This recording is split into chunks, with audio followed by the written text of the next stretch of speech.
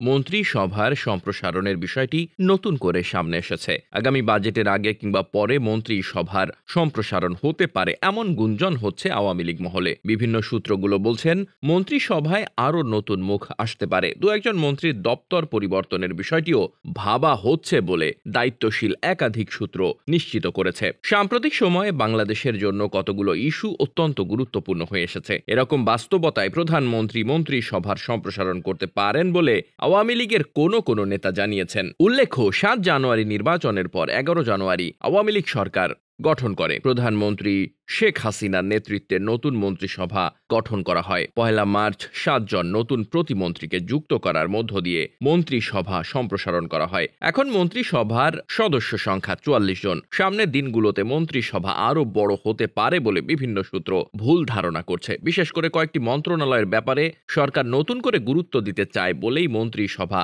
সম্প্রসারণের বিষয়টি সামনে এসেছে বলে জানা গেছে। বর্তমান মন্ত্রিসভায় এখনো বাণিজ্য মন্ত্রণালয়ের দায়িত্বে আছেন একজন প্রতিমন্ত্রী এবং তরুণ এই প্রতিমন্ত্রীর হাতে বাণিজ্য মন্ত্রণালয়কে ন্যস্ত করার ফলে সংকটের সমাধান হয়নি, বরং জিনিসপত্রের দাম নিয়ে মানুষের দুর্বিষহ অবস্থা ক্রমশ বেড়েই চলেছে। এই অবস্থায় সরকার এখানে একজন পূর্ণমন্ত্রী দিতে পারেন এমন আলোচনা ছিল। এর আগেও মন্ত্রিসভায় বাণিজ্য মন্ত্রণালয়ে পূর্ণাঙ্গ মন্ত্রীর বিষয়টি নিয়ে আলোচনা ছিল, কিন্তু শেষ পর্যন্ত তা হয়নি। সাম্প্রতিক সময়ে বাণিজ্য মন্ত্রণালয়ের সিনিয়র সচিব অবসরে গেছেন এবং নতুন সচিবকে সেখানে দায়িত্ব দেওয়া হয়েছে। ধারণা করা হচ্ছে আগামী মাসে বাণিজ্য মন্ত্রণালয়ে একজন পূর্ণাঙ্গ মন্ত্রীকে আনা হবে।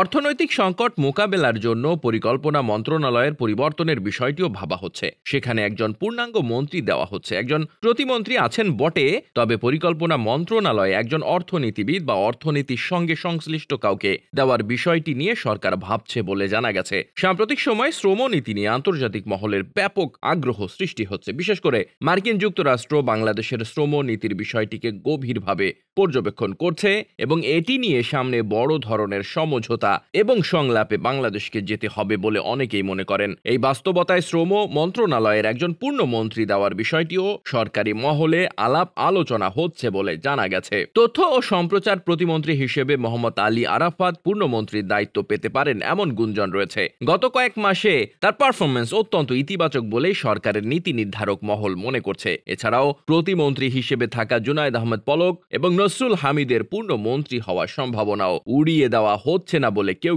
দাবি করেছেন। বিভিন্ন মহল বলছেন বাণিজ্য মন্ত্রণালয়ে একজন টেকনোক্র্যাট মন্ত্রীকে দেওয়া হতে পারে। আবার অনেকে মনে করছেন একজন ঝানু রাজনীতিবিদকে এই মন্ত্রণালয়ের দায়িত্ব দেওয়া হতে পারে। তবে বাংলাদেশের সংবিধান অনুযায়ী মন্ত্রিসভার রদবদল বা মন্ত্রিসভায় কাউকে অন্তর্ভুক্ত করা সম্পূর্ণ প্রধানমন্ত্রীর এখতিয়ারাধীন বিষয়। প্রধানমন্ত্রী যখন যাকে যোগ্য বিবেচনা করবেন সেই বিবেচনা অনুযায়ী যে কাউকে মন্ত্রিসভায় অন্তর্ভুক্ত করতে পারেন। তবে বিশ্লেষকরা মনে করেন এখনো মন্ত্রিসভা অপূর্ণাঙ্গ, তাই মন্ত্রিসভার সম্প্রসারণ যে কোনো সময় হতে পারে বলে অনেকের ধারণা।